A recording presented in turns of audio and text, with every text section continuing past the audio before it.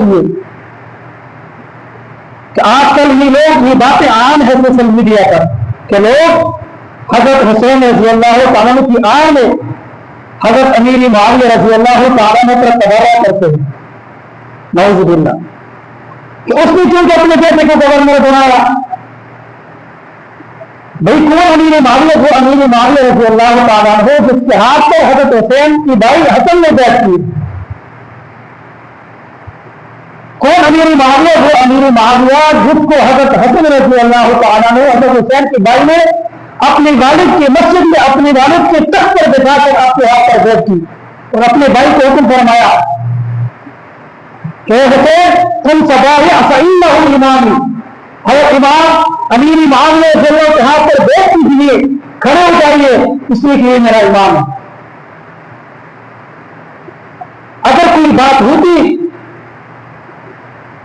تو حضرت حسن حضرت حسین رضی اللہ تعالیٰ عنہ نے جو 20 سال آپ کی خلافت میں تابعداری کی ہے اس وقت کوئی بات کر،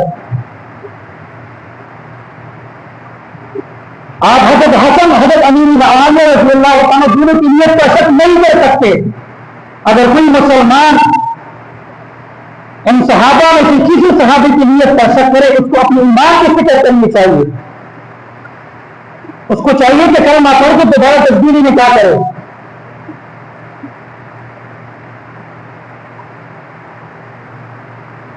اس لیے کہ امیر معاویہ رضی اللہ تعالیٰ نے بھی یزید کو اگر امیر گورنر بنایا تھا صحابہ کے ساتھ مشورہ کر کے بنایا تھا،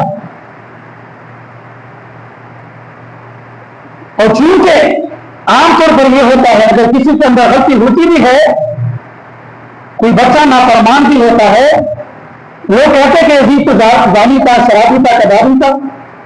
ہمارا اہل سنت و جماعت کا موقف یہ ہے کہ یزید کے بارے میں کیا خاموشی ہے، اس کے ساتھ اللہ نے معاملہ کرنا ہے۔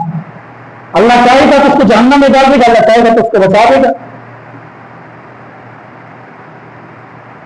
البتہ اس کی آڑ میں حضرت امیر معاویہ رضی اللہ عنہ پر تبرہ کرنا، خلاف باتیں کرنا، یہ کسی بھی صورت گوارا نہیں، اس لیے کہ وہ صحابی ہے، اور صحابی کے بارے میں اللہ نے خود فرمایا رضی اللہ عنہم ورضوا عنہ۔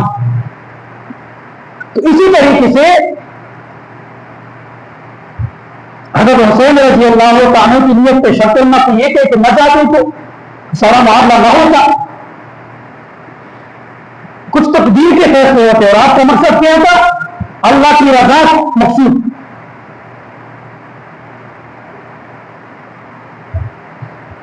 یہی وجہ تھی کہ آپ نے شہادت کے وقت بھی اللہ کی طرف توجہ کو ہٹایا نہیں۔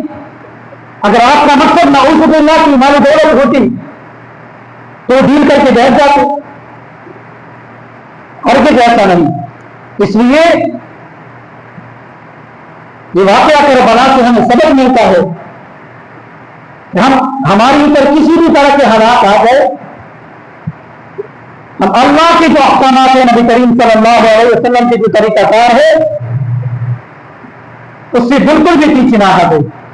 اللہ تعالیٰ کربلا کے شہداء کی قربانیوں کو قبول فرمائے اور ہمارے لیے صحابہ کرام رضی اللہ تعالیٰ عنہم کی زندگی سے جو سبق ملنے کا ہے وہ نصیب فرمائے۔ وآخر دعوانا